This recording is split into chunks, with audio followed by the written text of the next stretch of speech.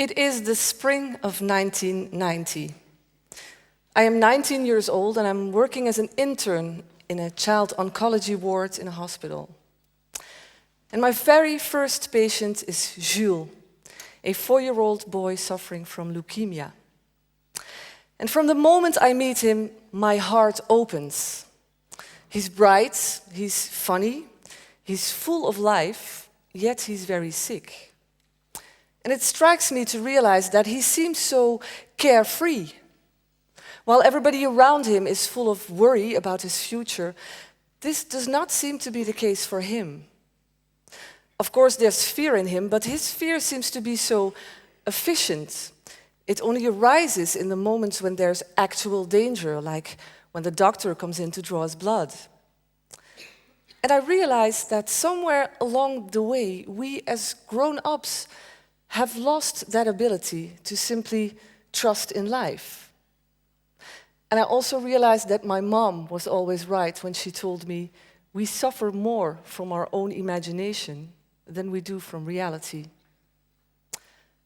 When my internship ends after 6 months, I have to say goodbye to Jules with a heavy heart because I realize I'll probably never see him again. But in my mind, I make 2 very conscious decisions. I always want to work with seriously ill children. And if I ever have a child of my own, I will name it Jules. Over the next 26 years, I've worked in and out of hospitals with a lot of kids like Jules. And time and again, I am amazed and inspired by their ability to adapt to their situation and by their seemingly effortless capacity to be so in the moment, so free from fear and from their past and their future. I remember vividly being in the playroom of the hospital with a bunch of kids, and we were working on a project together. And amongst them, they start this conversation about who is more sick than the other. So one of the children says, well, I have a severe food allergy, and the only thing that I can eat is chicken breast and rice crackers. And another says, well, I was in a severe car accident, and now I broke my leg in 4 different places. And the little girl next to me looks up, and she says, well, if I don't get a new heart soon, I'll die. And while my brain is frantically trying to come up with something meaningful to say in order for the kids not to freak out, this is what happens. The kids look up, stare at her, and they say, okay, you win. Isn't that amazing how we can learn these life lessons from children? Lessons like, it's not about what happens to you in life, it's how you deal with it. And behind fear, there's freedom. I don't know about you, but no matter how often I get taught these valuable lessons, I seem to forget them in daily life. It's November 2015. I've been working as the managing director to a Ronald McDonald house for over a decade. And I find myself worrying about my professional future. Things like, how long should one stay in a position like this? What if I never find a job like this ever again?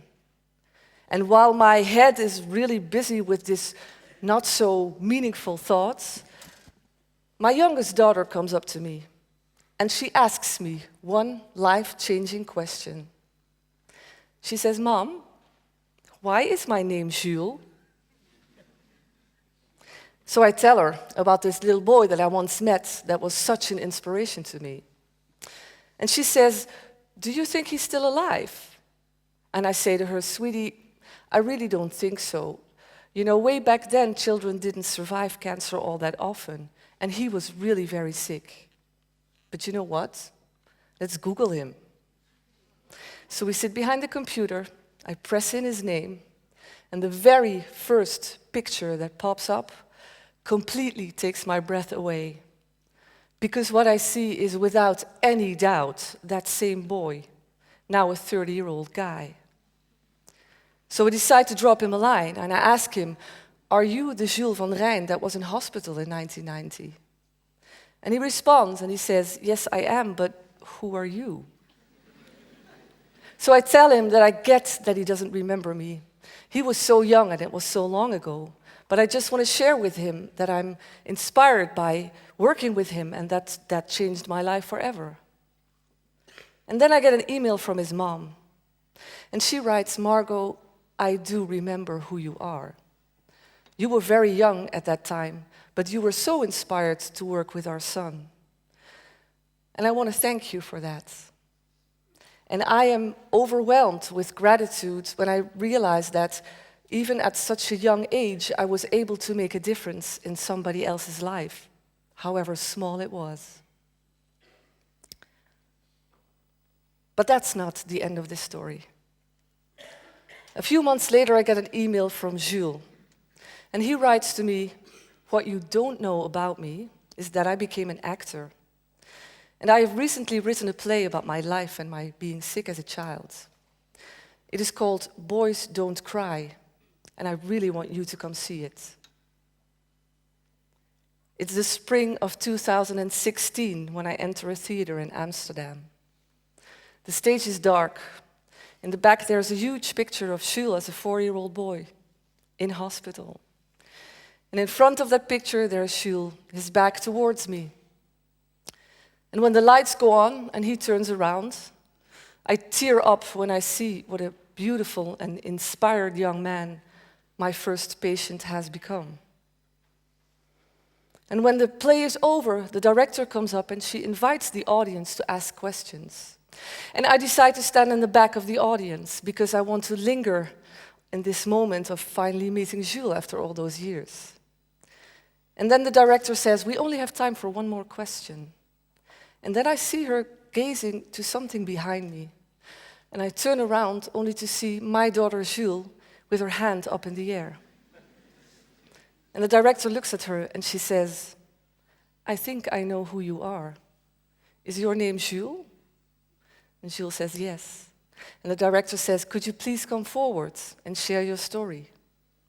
So Jules grabs my hand, and the audience, still unaware of this special moment, make way, and there we are, in front of each other after 26 years. 2 moms, 2 Jules, 1 story. What I have learned, thank you. What I have learned from this life-affirming experience is this. We really don't know where we will be tomorrow, or in 6 months, or in 5 years. But there's really no need to worry. We can simply trust in life, because it brings us exactly where we need to be. And I also learned this. I firmly believe that gratitude should be expressed as loudly and clearly as possible. And I could not think of a better time, moment, or audience than this one to express my gratitude to Jules. We have not seen each other since that moment in Amsterdam. But today, he's here in the audience. So Jules, where are you?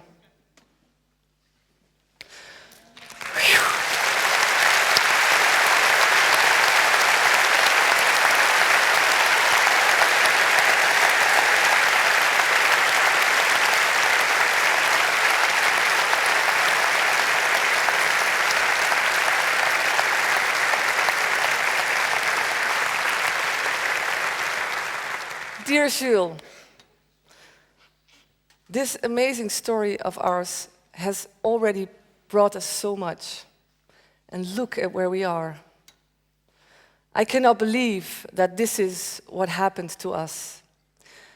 So I want to thank you from the bottom of my heart for the little boy that you once were, and for the man that you have become, and for being such an inspiration to me.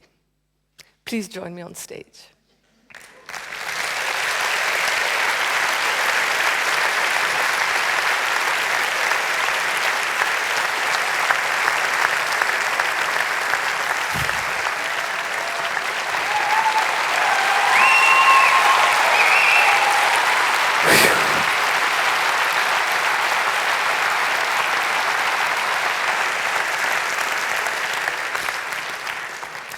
So before we leave this stage to go cry in the back,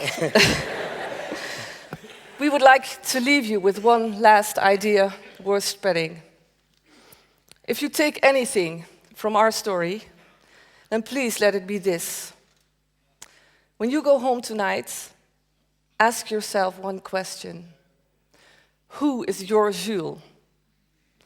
Who is the one that inspired you to become who you are today? And if you know who that is, do us a favor, but do yourself a favor. Look them up. Send them a message. Call them. Let them know what they meant to you. Express your gratitude. Pay it forward. And this could be your story. Thank you.